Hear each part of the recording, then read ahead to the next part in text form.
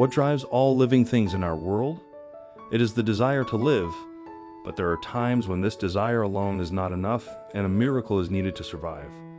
I would like to share with you the story of a strong dog named Maria. It is unknown where or how Maria was born, whether on the street or if she had once had a nice home that she was later forced to leave. We only know her story from the moment she was found, which occurred by chance. One of the volunteers was leaving the store when they spotted a strange creature that looked somewhat like a dog. They petted the animal and quickly brought it to a rescue center in Granada, Spain. The dog was in such poor condition that it was difficult to look at it without feeling moved to tears. The dog barely resembled a dog anymore, looking more like its shadow. The shelter workers couldn't understand how the poor animal was able to remain standing, but it didn't last long and soon fell to the ground, unable to stay upright any longer.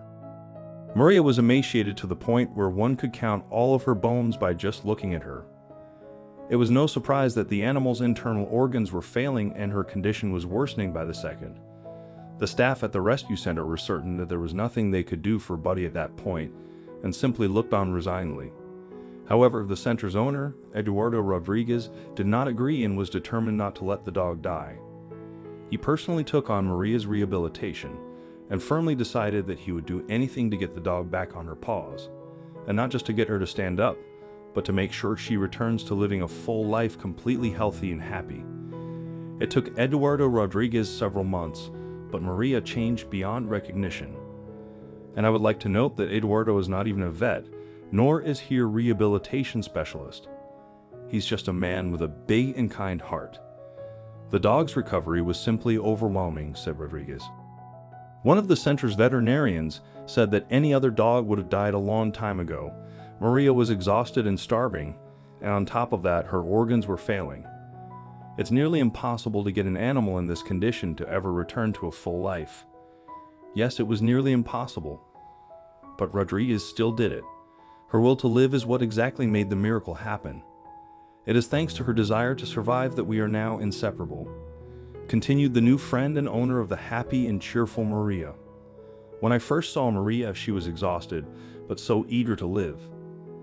That's when I knew that I would do everything I can to make sure the dog survives, and that's exactly what happened. It's so great when these kinds of stories have a happy ending. I hope Maria gets to live a long and happy life. How you feel about stray dogs who spend every single day struggling to survive in this world?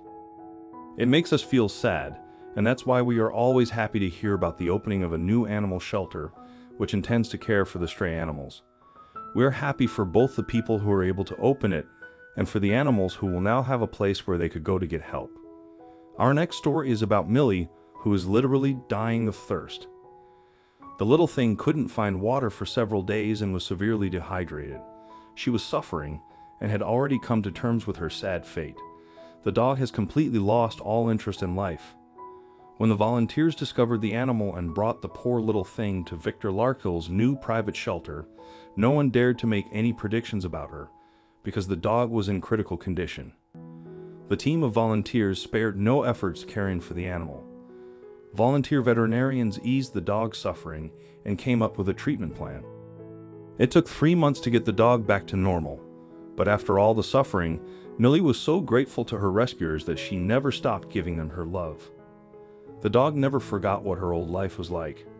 Since the miraculous recovery, she wags her tail all the time. She's happy and she makes her new human friends happy as well. A family from Western Galicia volunteered to adopt Millie. One of the volunteers working in Victor's team happily agreed to take the dog to her new home. The new family had a large house and a lot of land. When Millie got there, she was very excited. She was very interested in the new place and wanted to see who lived there.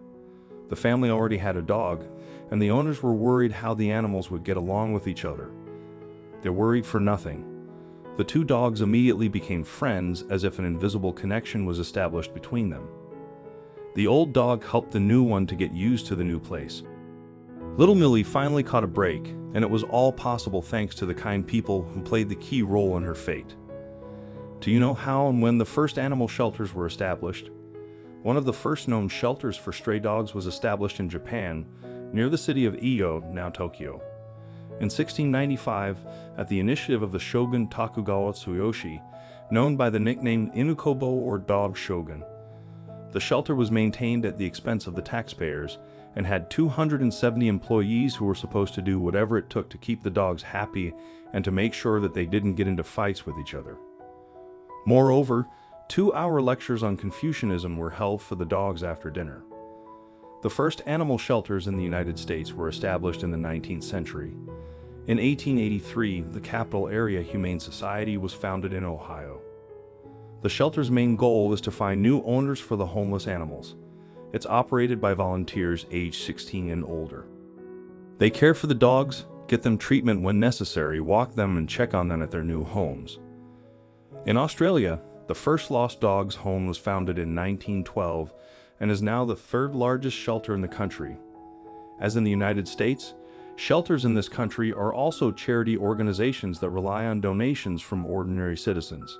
Here, dogs do not have a chance to become stray animals living on the street because it is customary to report lost animals to shelters, where volunteers promptly come to pick them up. Under the 1994 Domestic Animals Act, the owner has 8 days to claim their lost dog. The animal gets examined by a vet. If the dog has a serious incurable disease that makes it suffer, it is put to sleep. In Ireland, the first officially registered shelter for abandoned and starving cats was founded in 1885 in Dublin. Some shelters specialize in cats or dogs of certain breeds. For example, the Golden Ending Shelter USA takes in homeless spaniels, while Bearded Collie Rescue Support helps collie dogs, and the Spanish SOS Golgos rescues greyhounds. In some shelters, such as the Canadian Animal Aid Shelter, it is permitted to euthanize dogs in exceptional cases, such as when the animal is extremely aggressive. That concludes today's video. I hope you liked this video. Please share your thoughts about the video and leave a comment. Don't forget to share it with your friends. Thank you.